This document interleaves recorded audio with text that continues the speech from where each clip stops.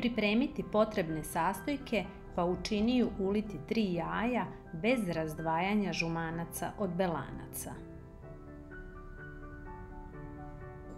Mikserom ih najpre umutiti.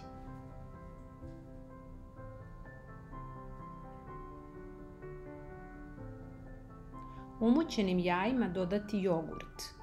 Ukoliko živite u zemlji u kojoj nema tečni jogurt, možete pomešati mleko i gusti jogurt da se dobije ređa tekstura.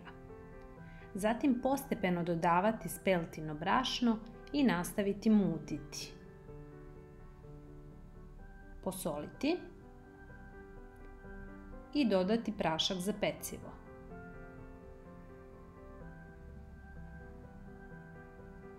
Smesi dodati kiselu vodu, pa opet lagano kašikom dodavati palentu i na samom kraju maslinovo ulje. Masa treba da je srednje gustine.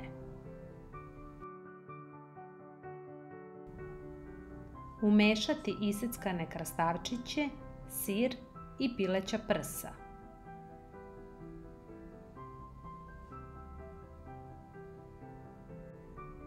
Ukoliko ste koristili sir koji nije baš slan, posoliti po potrebi dodatno.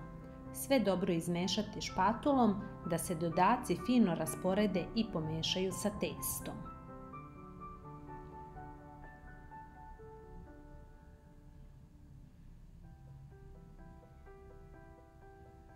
Izliti u pleh, obložen papirom za pečenje, dimenzije 25 x 30 cm.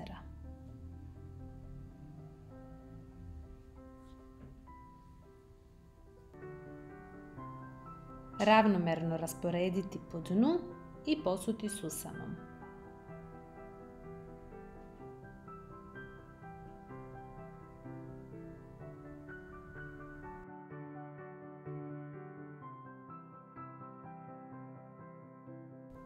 Peći u zagrejanoj rerni na 200 stepeni oko pola sata.